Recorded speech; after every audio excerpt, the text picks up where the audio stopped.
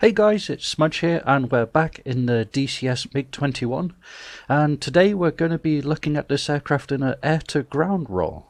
Now, the MiG-21 was primarily an interceptor, but it is capable of quite accurate air-to-ground attack, and it also carries a wide variety of air-to-ground weaponry. Today we're going to be looking at using the gun. We'll look at using rockets. We'll look at using the Grom, which is that missile just on the wing hardpoint there, which is a beam riding radar guided air to ground missile, which is quite cool. It's good against ships, but you can also use it against ground targets if you know where they are, because you need to kind of keep a visual lock on them through the HUD, and you guide the missile to the target using a pipper, but we'll get to that when we're in the air. And I'm also loaded with an A-bomb. Yeah, or loaded with a bomb. Yeah, A-bomb. What I mean there is well loaded with a big fuck-off nuclear weapon. Yeah, that's right. DCS has nukes. Now, just to be honest up front, and the developers were also very upfront about this, DCS doesn't support nuclear weapons, and the developers kind of hope that it never will. But they have included a nuke in this because it was a nuclear capable aircraft. And it doesn't have the absolute full effects of what a nuclear weapon does. It certainly kind of... oops. Switching things on here as I'm talking. So yes, it doesn't have the absolute full effect of what a nuclear weapon does, but it is the singular biggest explosive in DCS to date. The amount of damage that the thing does is absolutely catastrophic. But yeah, we'll get to that when we're in the air, and we'll show off kind of what that thing's capable of. Oops, forgot the fuel pumps, just kind of remembering how to start up this thing and also battling my track IR. So that's that on, that's that on, that's that on. So start the engine now and look at the RPM. Now you'll notice that we have a new panel, which is this panel here. That's to do with the armament of the... Oops, I know what I forgot to do. Unhinge the throttle. There we go, and then let's try that again. So yeah, like I said, this panel up here is all to do with arming the nuclear weapon, but we'll get to that when we're in the air, and we'll talk about how to arm each individual weapon, select each individual weapon, then employ it. So again, just running through the startup sequence here, just getting everything up and running. So that's the engine now turning over, which is great. So we'll move the throttle back into idle there, and then we'll just wait for the weapon to idle, then we'll turn on the rest of the avionics. Sorry if I sound a bit rough, I am absolutely chock full of cold at the moment and I feel absolutely terrible, but didn't have much else to do, so I thought I'd record a DCS video featuring the MiG-21 again. Leatherneck has just released a big patch for this. Yep, we'll just close the canopy there. Yeah, DCS just released a big patch for this, 2.05 or something like this. Which has kind of improved or fixed a lot of the things that were going on. Still got a little bit of work to do on it, but it is coming along really nicely, and it remains to be one of my absolute favourite modules in DCS currently, which is really high praise.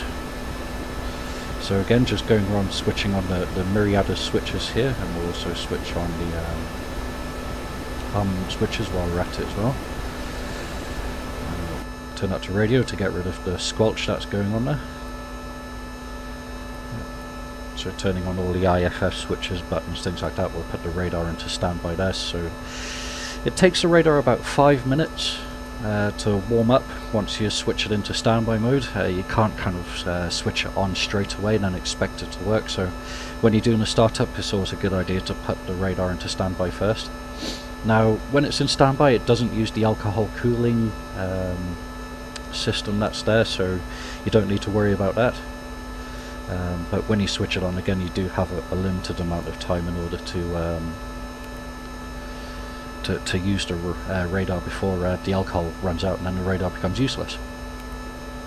Right, so I think Looking around the cockpit, that's everything ready to go. So we'll contact the ground now and request taxi. Cobble Eddy, Uzi 1-1. Request taxi to runway.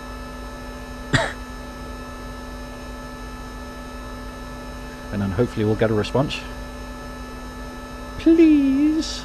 Uzi 1-1. Cobble Eddy, clear to taxi to runway 7. Yay! Runway 7. So there we go. If we just line up the HSI there with runway 7, so that's to our left. So we'll just taxi on out here. Now one thing that have changed as well, which is interesting, is that before you could taxi quite easily just using the rudder pedals, you didn't need to use the brakes. But now the turning's really limited without using the wheel brakes, so you really have to kind of turn in with the pedals, then hit the brakes in order to get the aircraft to turn. It really doesn't have that much in the way of turning ability when just using the pedals, which is very interesting. And what we'll also do there is turn on the hood with the switch down here, which took me ages to find as well. That was really annoying trying to find that, but yeah, that's where that belongs, to turn on the hood, just in case any of you were kind of wondering. Excuse me. Somebody call me a doctor. I'm really not feeling very well. But playing DCS makes me feel a whole lot better. So this is my therapy. Again, just using the brakes in order to kind of maneuver the aircraft on the ground here. I quite like the change. You know, it really adds another element to the difficulty on this aircraft. And what I was just doing there, there's a flap that stops the undercarriage from going up when you're on the ground, and you can't actually raise the undercarriage when you're on the ground, which I always thought was quite an interesting little feature, you know. A lot of NATO aircraft and modern aircraft have like a safety interlock there, so you can't raise the undercarriage when there's pressure on the wheels, but I guess they never thought of building that into the MiG-21. So we'll just request takeoff here. Cobble Eddy, Uzi 1-1. Request takeoff. Uzi 1-1. Cobble Eddy, you are cleared for takeoff when ready. Cool. So we'll taxi out to the runway here, we'll get airborne, and then we'll head over to the range, which isn't too far away, and then we'll look at employing weapons. In fact, I know what I forgot to turn on. Oh no, yeah, it is on. It's on its default, isn't the ABS. Just wondering why I'm getting wheel lock up there as I'm trying to turn. Always interesting. So like I said, yeah, since they've kind of neutered the nose wheel steering a bit, it definitely kind of takes a little bit more to taxi this aircraft and get it straight. So on runway, everything's kind of pretty much set, so I'm just going to throttle up here, line up on the runway as best as I can. There we go, so we're rolling now. I'm going to kick in the afterburners because carrying the bombs and the rockets on this, it is very, very heavy, and it takes a hell of a lot to get it off the ground. So there we go, airspeed's building really nicely there, nice and quick, so we'll just pull back on the stick. Nose should come up. And that's us airborne, so we'll raise the undercarriage now. And as we start passing 400 knots, there we go, then we'll bring the flaps up. Now also what's interesting in the manual, once the undercarriage is up, we need to return the undercarriage stick to neutral. Then you also need to reset the flaps, because apparently it uses compressed air, or it can bleed compressed air if you leave the stick in the up position, which is quite interesting. Another feature of the complexity in the MiG-21. So again, just got the afterburner on here, just climbing up, turning away from the range just to get a little bit of distance. Then we'll talk about setting the aircraft up for ground attack, and then we'll look at all of the elements. And what we'll do is our first attack we'll do with the guns, second attack with rockets, then we'll come around to use the Grom radar guided missiles, and then we'll finish off with the mother of all bombs, the A-bomb, or the RN-28, which is what I'm loaded with at the moment. And again, that, like I said, that's all armed with this part. So what we'll do first off is just make sure that everything's set up ready to go. So we've got the master arm set into ground, which is where we want it. We arm the cannon by pressing 1. That little explosion that you hear is it's kind of like how to describe it. There's a explosive cocking system, so you need to cock the gun, and that sets off a tiny little explosive. Well, tiny, it's enough to throw the bolt back, and then again that cocks the gun, chambers around, and then gets it to go. Now you have 3 of these, so if you're firing and the gun jams, and then you pull the trigger and nothing's happening, you can press number 2, which will set off a second explosive, which will again cock the weapon, clearing any jams hopefully, and then you can engage targets again. So just turning on the gun sight there again, so set it to gun, so we stick the HUD into gun mode, shooting mode, which is up, bombing mode is down. We then set the Pipper to auto, ASP auto mode, and then we uncage the Pipper so that it can float about, and as you can see it started floating about on the HUD there.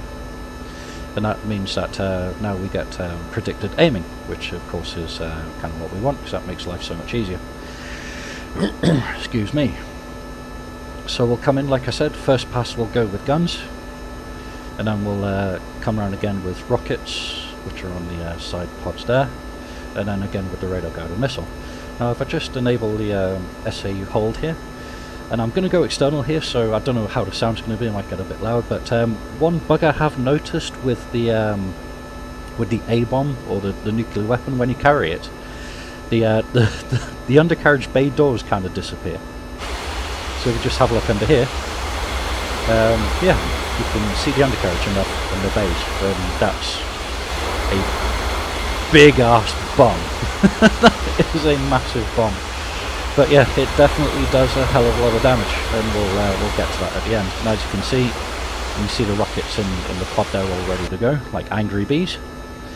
So we'll just disengage the autopilot hold here, coming back on the throttles, find a target. I'm just going to aim for the soft trucks here. We'll give them a couple of squirts and see if we can't damage some of them. And again, if you have look just underneath the HUD there, you've got a red and white needle. That's like a range indicator type thing. I think when you've got the radar on, you can range using no, it's coming down there anyway. And again, that just tells you when you're there we go. So just powering back up. Now rule number 1 in combat is never overfly your target, but because it's a training range and they're all idle, we've got a couple of trucks there in that pass, that's not too bad. But yeah, that's generally how to attack with the gun, or at least that's what you need to be set up with the gun. So you set it to ground, gun in the ASP, cock the gun, shooting mode, auto mode, uncage the Pipper with the Pipper and gun sight on. You get a floating Pipper there, as you can see, and then you can attack using the trigger. So we'll just come around one more time, we'll make one more pass, and then we'll switch to rockets. As you can see, you do have a mirror back there. You've seen vapor trails and everything come over from wings there, which is quite cool. Again, you've got to be very careful with this aircraft because it has such a limited angle of attack. You've got to be careful not to kind of get too low or too suck it in. So again, just coming in there, lighting up, wait for the range needles to start falling down from 2.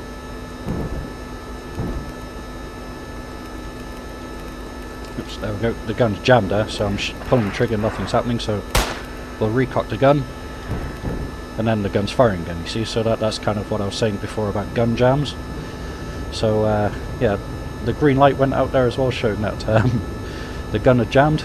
So we got off a couple of rounds there on target, but then again, gun jammed, which wasn't very good. So what we'll do is that we'll set up now for rockets, and then we'll come back around for a rocket attack. So for rockets, you've got this side here, the 4, 8 and 16 is how many rockets you fire in one salvo, so that's 4 rockets, 8 rockets and 16 rockets. Now I've only got I think 16 rockets in each pod or something like that, so that should fire all of them when we pull the trigger there. Again, we set this from gun down to weapon, or missiles and rockets, which then changes the Pipper there from gun aiming to rocket aiming. We'll leave this in shooting mode because we're shooting rockets. Auto mode, we'll leave the gyro uncaged so that the Pipper can float. And then we'll just disengage the autopilot hold. We'll come back round and then we'll make a rocket pass. Okie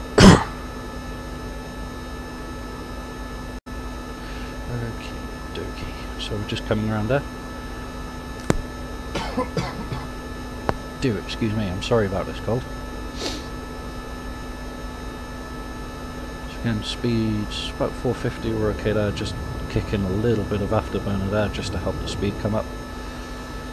Again, it's not the most manoeuvrable of aircraft. It definitely doesn't like being manhandled around the sky. It definitely prefers being gently kind of asked to make turns rather than being forced into rolling around the sky, which is another great feature of the aircraft. You know, it's forgiving but unforgiving, if that makes any sort of sense at all. Maybe not, I don't know. But anyways, here we go. We're rolling in with rockets. Again, the pip is floating there to predict where our aim is going to be. And then as we're coming to range, this needle should be just about 1.7, which is there, and then that's our optimal rocket firing position, so we'll just come down here. Again, coming off the throttles a little bit, floating over the targets, and then fire all the rockets in the world. And pulling up, and then if we look out this side and then have a look for a damage assessment. Again, got a few trucks there. You know, could have been better, could have been worse. But that pretty much fired every rocket that we have, and if we go external again here, you can see that the pods there are actually empty. Yep, so that's all of the rockets gone. But yeah, that's everything gone. Also, I just wanted to show another feature, another thing I love about this aircraft. When you're pointing into the sun, you can get glare sometimes. So if you actually click here, you get a sun visor that comes down and makes everything a little bit darker, which I thought was really cool. I like that feature. And also if you look at external, in fact if I just steady out the aircraft here using the autopilot hold again, if we look external with this off, again you look at the pilot there, his visor's up, and then if we actually just look, put that down and then look that way, so visor's down. How cool is that? It's just like one of those really kind of small tweaks or small changes that they added into the game that just shows you that they really kind of meant business, and that you know, they did absolutely everything they could to make this absolutely amazing, and they succeeded. So what we're doing there is that we'll now select the radar guided the Grom rocket, which is in the top position here. It's on pylons 1 and 2, which is the inner pylons, so that's why we selected that there. Again, air to ground mode, rocket mode, missile mode, shooting mode, and auto. We leave the Pipper uncaged because it does need to float. Now this is the most important part. When you turn the radar on, you need to have this button up here, which is for beam mode. And what that does is that it focuses the radar into a very tight beam, which is what you need in order to guide the Grom rocket. It's an interesting little cloud bug going on there. So again, just making a somewhat of a gentle turn here, if you can call it that. And then we'll put the radar on, and then as you can see, we've got the beam there. So if we actually turn off the beam mode, then we get a standard scanning radar, and then in beam mode you just get a beam, surprisingly, which then allows the radar guided missile to track and home. So what we'll do now, I'm actually going to aim for the command bunker that's in the middle of the runway there, because it's large enough for me to track on. So I'm just trimming out the aircraft here so that I know that it is going to be controllable. Now there's two ways you can do it. You can either put the Pipper on, fire, and then keep the Pipper on target as the missile flies, or you can put the Pipper over the target if you're accurate enough. So let's try this. We'll just do that. Come on. And then if you hit the lock button, then the Pipper should stay where you've locked it. But it is hard doing it that way. So what we'll do is that we'll actually float it, and then we'll fire off one of the Grom missiles. Bug it. Again. Come on, come on, come on, come on. Try not to keep that as close as possible. And I missed miserably. Another close range one there. Pop, and then, hey! Bangers that. So yeah, my flying skill kind of threw that off there a little bit. That's not the missile's fault, that's completely my fault. But the second one at a snapshot at close range there kind of blew that bunker to hell. And that's what you want. Now it is an incredibly powerful missile. Normally it takes about 4 or 5 500-pound bombs or 1,000-pound bombs to crack those things open. Well, it only takes one of those Groms, so that just shows kind of how effective they are. So what we're going to do now is I am going to climb up, have a nice steep rate of climb here with the afterburner lit, put the radar into neutral mode there. Oops, helps if I actually straighten out the aircraft here in the climb. And then while we're climbing up here for the nuclear weapon drop, we'll talk about arming up the nuke. So alright, so again, to arm up the nuke you have the master mode and ground mode. This here doesn't matter, nothing else here matters. This you need to have into bombing, into the bottom or missile rocket mode, auto pipper with the pipper floating. You come up here, you enable normal drop, and you then enable the bomb, which is on this switch here. So these two switches up, you get an armed light, then you need to wait for the fuse on light. So that's now the nuclear weapon's now armed, it's glowing, it's ready to blow. The other two switches that you have here, you have a shoot or a drag shoot in order to slow the weapon down. Although I don't think either of the bombs are actually implementing that, or they don't seem to have a parachute. And then you've got air and ground detonation, but only ground detonation works in this, so you just leave that in the downwards position. So again, we should be kind of high enough now, or the profile says that you need to start your drop from 10,000 meters, which is incredibly high. You need to have the bomb off the rack and pulling away by 2,500 meters. And then you also need to be at max speed heading away from the explosion, otherwise you're going to get caught up in the blast. But obviously with nuclear weapons not being fully implemented in this yet, you don't need to so much worry about the blast. You know, the blast isn't as big as what a nuclear weapon would be, but it certainly is the biggest blast I've seen in DCS, and it definitely kind of kills everything within a fairly large radius. So a standard like 1,000-pound bomb, you'd maybe kill, I don't know, say like 10 meters squared, something like that, with fragmentation. This thing will obliterate pretty much half that training airfield, that cross.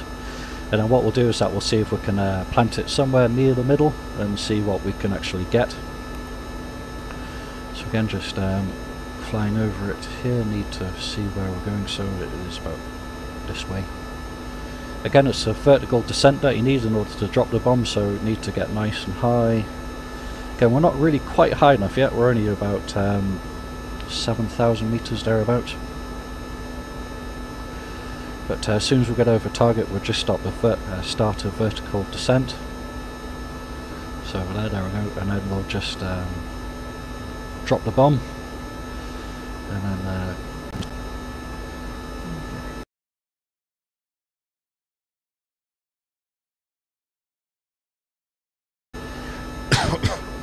just a little bit of a freeze there, so I've just reset the recording as well, because I don't want this to corrupt. That would be a royal pain in the ass. So we're getting pretty close here to drop. So what we'll do is that we'll idle the throttle, we'll roll over and nose down, and then hopefully everything's set ready for the drop. So here we go, we'll throttle back, roll over, and then we'll come down. Then we should hopefully see the pipper in the glass. Oops, I'm pulling maximum angle of attack here. Now if you don't see the pipper, it's not unusual, but the best thing to do, there we go, is to place the target at the bottom of the glass. So about that, release the bomb, and then what we'll do is that we'll just throttle up, level out, and then we'll actually go to F6 through here, and then see if we can't see the explosion.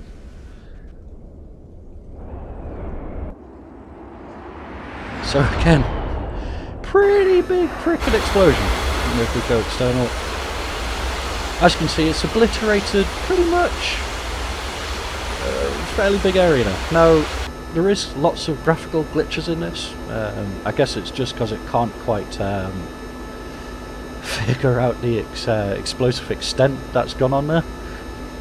But as you can see, apart from the graphical glitches there, it has erased a fairly big chunk of terrain. And everything under there is just kind of obliterated, which is absolutely fantastic. Well, say fantastic, I wouldn't really want to be underneath that myself.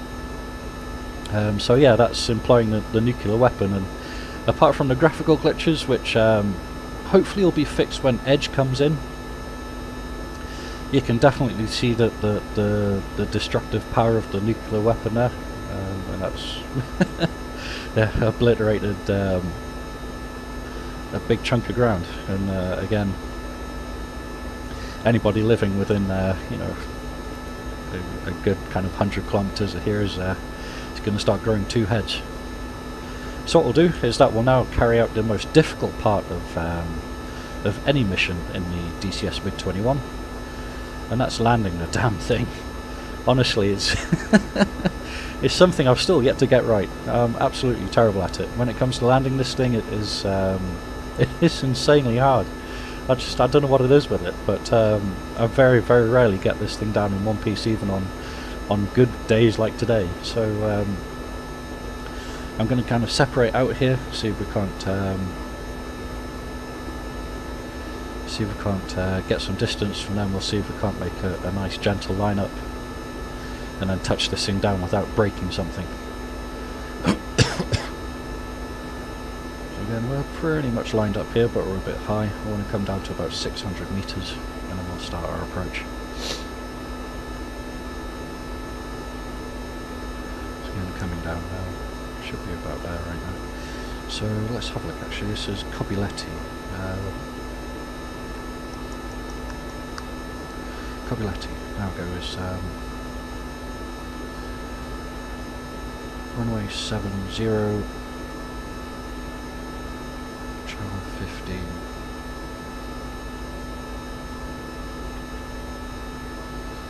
So let's have a look. So that was channel 15.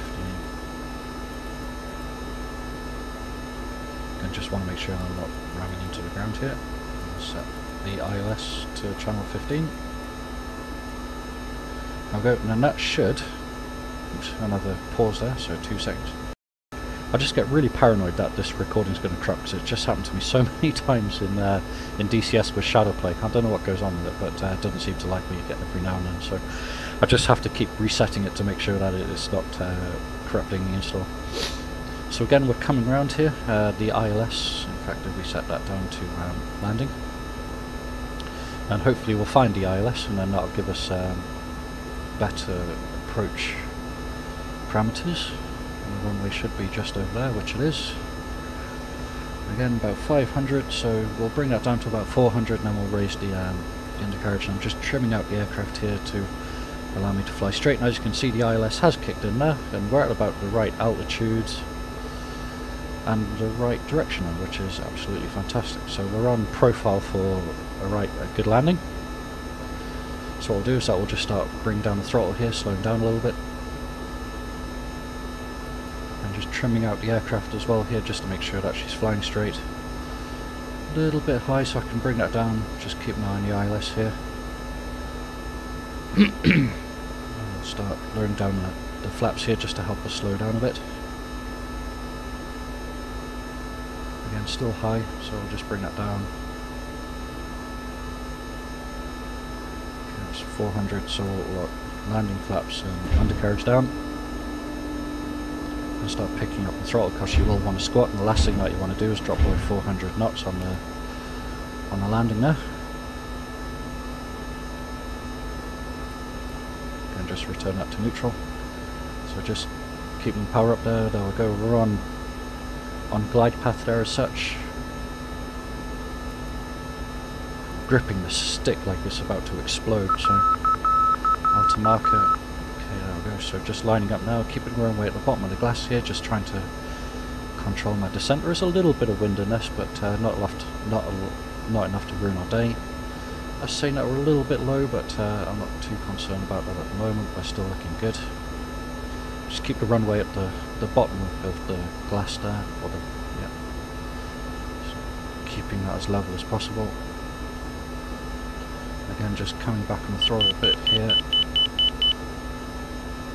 So again, we're doing okay here. 350, that's fine, so just arresting the rate of descent. And then touchdown, fantastic, and then hit the parachute. And then check the mirror, make sure that the parachute's out, which it is. That's absolutely fantastic. Or parachute, or drag chute. Drag chute, parachute, what the hell am I on about? So yeah, and that's us actually down safe. So it can be done, it just takes a shitload of practice.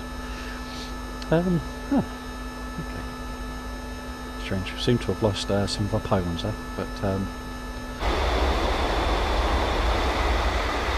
that's the DCS MiG-21 on the ground in one piece, apart from the undercarriage bay doors, but that's not my fault. So what I'll do is that we'll just release the drogue chute here by releasing that there, and check the mirror, and that should be gone, which it is. And then we'll just taxi off the runway here, and then we'll bring this to an end. Oops, again, set the brakes to that.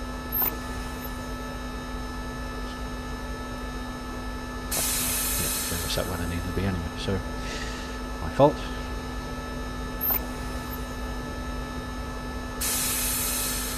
So there we go, we're cleared runway, we're down safe and sound, and that's the DCS MiG-21 in air-to-ground rollers.